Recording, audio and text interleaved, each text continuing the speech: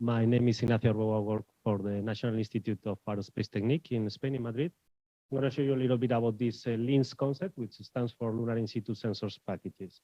But I want to show you the big picture of the whole thing, the whole system. So I start by showing the context and then have a look to which sensors are those, and then the main drivers for the whole design, which are thermal, structural, power, and so on.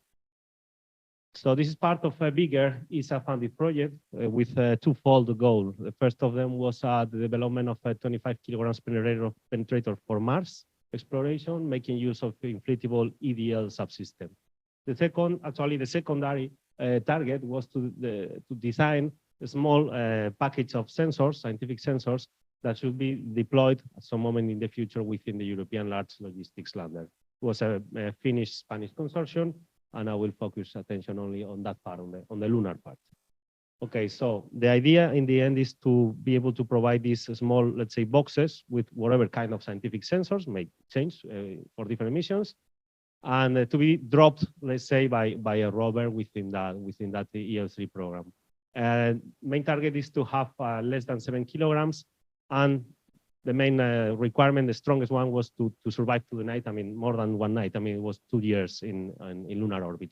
There was some predefinition of what science should be done, and according to that, we selected a number of sensors after a preliminary review of some existing similar packages, many of them coming from asteroids missions, not from lunar missions. So we performed kind of a pre-selection of existing sensors, many times driven by a requirement of low temperature qualification. Low temperature meaning less than 100 degrees Celsius operational temperature, in order to reduce any needs for warming the things, because we needed to survive to the lunar night. So a fast review to which sensors we performed for this, let's say, initial proposal. We took the panoramic camera from the DLR design for the Mascot asteroid lander after removing some electronics that were not needed. We took our own magnetometer that we developed long away for a Russian penetrator, magnet, a very small thing, and also the ejection mechanism that we have developed for the Kazachok lander within ExoMars 2022. Then we needed to measure the tilting of the box when it has been dropped by the rover, and for that we were using a tiny thing that we qualified for low temperature within Schiaparelli lander. We have to measure perform some dosimetry of total ionizing dose and displacement damage, and we are quite used to do that with the small sensors in our own internal program of the small satellites, low Earth orbit polar. Then we need a seismometer. For that, we took the MEMS resonator of a microseismometer that is the core of the SEIS short period sensor within In-Situ. So again, a Martian mission. We're taking a lot of things from Martian to the moon. Same applies to the soil thermal probe that we needed. In this case, we're taking the same sensing head that we are using in our meteo stations on Mars for measuring the wind. With the same principle of measurement, we are able to derive what is the thermal conductivity of the soil.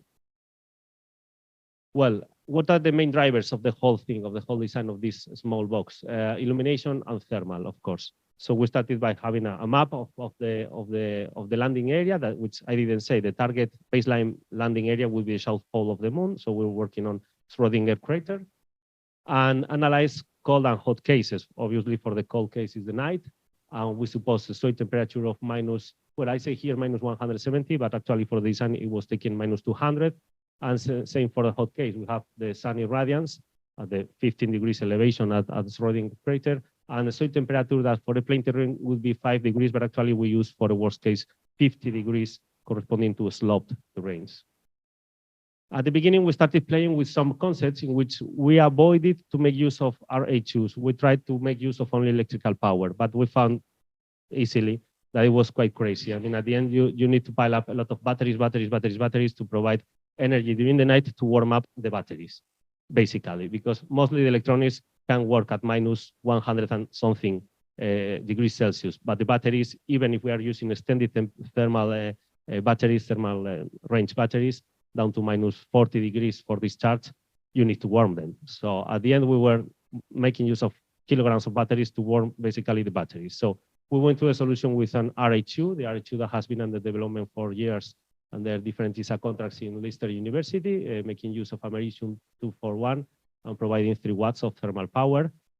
We also had some other constraints. I mean, for example, we could not consider going down into the subsurface for some centimeters that could have helped to warm the things, because we're supposed to have a very, very soft dropping from the rover, okay? And not mechanism for protruding or so for penetrating or whatever. So in the end, we arrived to a design in which we have a double structure, CFRP structure, an external frame that is in contact with the regolith, so the cold frame, and then an internal frame, which is, let's say, the warm, more or less warm frame, and both of them are separated with thermal isolators, which are small peak spacers. And the internal one is wrapped with MLI, and then we have the RHU and the electronics and batteries and so on in the warm cavity inside. Then we solved the cold case, but then the problem arrived to the hot case, because now we, in the high illumination situations, we had an excess of heat because of the RHU. So in this case, we also considering, as I said before, up to 50 degrees of the ground, and our worst operative case, which was the one in which the computer, the radio, everything was working at maximum speed and so on. That provides also some self-heating. For that case, at the end, what we needed to do was to provide a heat switch, so a variable conductance thermal link between the electronic box with the RHU inside and a permanently shadowed radiator that we added. We added this shadow radiator in the south-looking face, taking profit of the capability of the rover to orientate the box when it is dropped. And with that solution, we went from a situation in which the electronics were at more than 120 degrees to a situation in which we are at around 60 degrees, so a good situation. So I will not repeat, this is a view of the from a structural point of view. So with the two frames that I mentioned before, with the peak spacers here, this will be CFRP struts and also CFRP sheet on below. And well, there are some, this is an interface for the robotic arm, some release mechanisms for the box itself from the rover, and some others for the magnetometer and for the thermal probe. Okay, the other important part was the power budget. So we started with the illumination map, let's say, of the Schrödinger crater, and accounted for everything you have to account for, obviously, solar panels efficiency, thermal dependence, even the aging or dust deposition, the loss of capacity in the batteries due to the extended periods of operation at minus 40 degrees. They lost a lot of capacity because of that. All losses in the power chains, step-up converters, battery charge regulators, DC-DC, everything. And then supposed to scenarios for the operation. During the night, basically the box is sleeping 95% of the time. And from time to time, it wakes up, performs some science or transmits some data and goes back to sleep again. And during the day, the target was to provide at least a minimum of 15% of duty cycle of operation, providing then a 10% of total average. And what we did was to calculate the amount of batteries that we needed to provide those numbers, and also have a look to the equivalent number of shadow days that we could allow. I mean, in principle, you have 14 days of shadow, 14 days of illumination, but if you are in certain areas where there are local shadows, you can convert that into equivalent night days, okay? So we arrived to some numbers in which we can allow even 23 equivalent night days within the lunar period and still survive, providing more than 10% of duty cycle of activity in average. Or otherwise, if we limit the number of shadow days, we can reach 20% of average operation, meaning around 50% during the illuminated periods. Well, actually more. And we needed 12 batteries for that, 1.6 kilograms, more or less half of the mass we needed without RHU. Well, for electronics, nothing special to say. We are taking profit of the synergies with the CubeSat work, except for the onboard computer that is designed by us to gain flexibility.